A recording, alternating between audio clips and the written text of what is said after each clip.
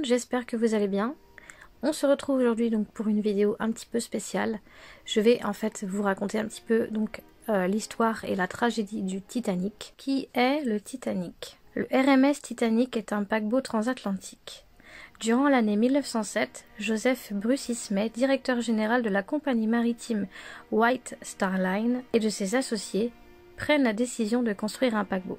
Thomas Andrew, chef du département dessin et architecte, prend en 1910 la place de Alexander Montgomery, suite à son départ en retraite, et devient donc le directeur général des chantiers et la conception. Le 31 juillet 1908, Joseph Bruce Ismay approuve le projet et signe donc un accord avec les chantiers navals. Aucun contrat officiel n'est signé. Ce sont les chantiers Harland et Wolff à Belfast qui sont chargés de la construction du paquebot. Le 31 mai 1911, le Titanic fait sa première mise à l'eau. Le Titanic, après avoir réussi son lancement, est ralenti, stoppé par 6 ancres, et est remorqué au quai. Entre juin 1911 et mars 1912, plus de 3000 professionnels, mécaniciens, électriciens, plombiers, ébénistes, peintres mais aussi décorateurs, travaillent sur le Titanic, sur toutes les dernières techniques navales, et l'aménage avec des éléments décoratifs et un mobilier somptueux. Le 18 septembre 1911, on annonce la date du voyage inaugural du paquebot, le 20 mars 1912. Mais le 20 septembre, à la suite d'une collision, le Titanic doit être déplacé et mis en cale sèche. Le 30 novembre, le Titanic rejoint son quai à son armement et se poursuit. En janvier 1912, on installe les 4 cheminées ainsi que les 3 imposantes hélices de bronze. Le 24 mars 1912, le Titanic est immatriculé à Liverpool. Le 2 avril 1912, 78 chauffeurs et soutiers ainsi que 41 officiers et membres d'équipage se trouvent à bord. Toute la journée, le Titanic procède à des essais de vitesse et de manœuvre. Durant les essais, le navire montre qu'il peut stopper sur une distance de seulement 3 fois sa longueur. Après d'autres essais, le Titanic rentre à Belfast vers 18 h. Le paquebot ayant rempli toutes les expériences, le contrat de navigabilité est signé. Vers 20 h, le paquebot met le cap sur Southampton. L'embarquement des passagers. Le 10 avril 1912, vers 12h15, le Titanic accueille à son bord 953 passagers. À 18h35, le Titanic arrive à Cherbourg et 274 personnes embarquent. Le 11 avril, 120 nouveaux passagers embarquent à Queenstown. La traversée inaugurale. À 13h30, le RMS Titanic quitte Queenstown pour New York avec à son bord 1324 passagers et 889 membres d'équipage. Edward Smith envisageait de prendre sa retraite après cette traversée. Donc, il devait par conséquent assurer le commandement du Titanic. Voyage. Le 12 avril 1912, à 19h45, le Titanic reçoit plusieurs messages lui signalant des icebergs. On apprend que dans l'après-midi, un incendie est éteint dans la salle des chaudières numéro 5. Il faisait rage depuis plusieurs jours. Peut-être depuis le 2 avril, et avait été décelé le jour du départ. Une douzaine d'hommes ont été nécessaires pour maîtriser cet incendie. Ce feu de charbon a pu fragiliser les cloisons de cette salle. À 22h30, le paquebot reçoit un avis signalant un épais champ de glace et plusieurs icebergs.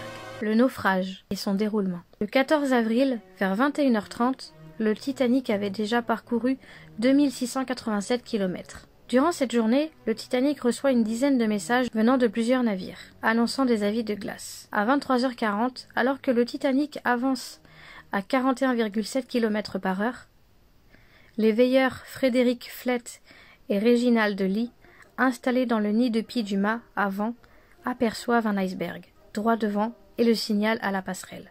L'officier William Murdoch essaye de faire virer le navire vers bâbord et fait stopper les machines et demande machine en arrière toutes. Le navire vire mais heurte quand même l'iceberg. Et le choc déchire des tôles et fait sauter les rivets. Ainsi, une voie d'eau dans la coque s'infiltre sous la ligne de flottaison. Les portes étanches sont alors immédiatement fermées par Murdoch afin d'éviter une voie d'eau plus importante. Mais l'eau commence à envahir les 5 premiers compartiments du bateau. Or, le Titanic ne peut flotter qu'avec un minimum de 4 de ses compartiments remplis d'eau. L'évacuation des passagers. À minuit 15, un appel de détresse est envoyé. Et vers minuit 25, l'ordre est donné de faire monter les femmes et les enfants en premier dans les canots de sauvetage. Le premier canot est mis à l'eau à minuit 45 avec 28 passagers alors qu'ils ont été conçus pour 65 personnes. La capacité des canots n'est que de 1178 personnes au total, alors qu'il y a plus de 2220 personnes à secourir. Il y a 20 canots en tout et seulement 2 seront remplis. À intervalles réguliers jusqu'à 1h40, des fusées de détresse sont envoyées. Les SOS radio sont envoyés jusqu'à 2h17, heure à laquelle l'eau envahit la cabine radio. L'orchestre, quant à lui, s'arrête de jouer vers 2h17, juste avant la chute de la cheminée. Peu après, la grande verrière se brise en entraînant la destruction du grand escalier. À 2h18, les lumières du Titanic clignotent, puis s'éteignent. Un instant plus tard, le paquebot se brise en deux. Alors que la partie avant coule, la partie arrière flotte, pendant quelques instants, et se remplit d'eau lentement jusqu'à ce qu'elle sombre à 2h20. La température de l'eau est de -2 degrés. Aux alentours de 3h, le canot numéro 14 arrive sur les lieux du naufrage, après avoir vidé ses passagers dans un autre canot. Arrivant trop tard, il ne tire de l'eau que 4 hommes, dont l'un meurt à bord du canot.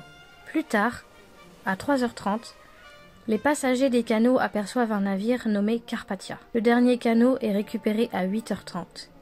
Et ensuite, vers 10h50, le capitaine du Carpathia met le cap sur New York. L'arrivée des rescapés. Durant la matinée du 15 avril, les infos sur le naufrage parviennent, mais sans que l'on puisse vérifier les détails.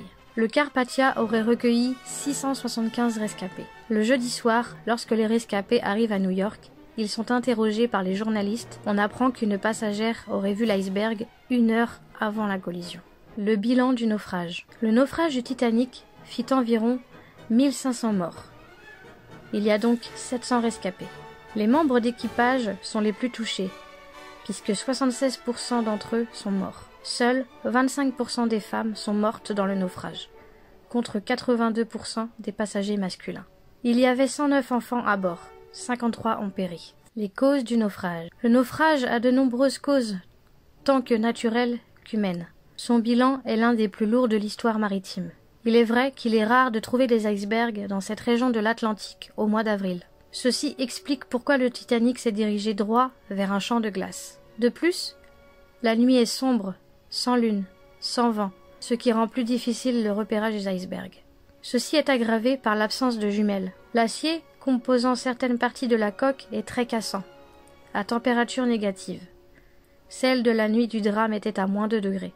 La vitesse du navire au moment du choc était également trop élevée pour les circonstances.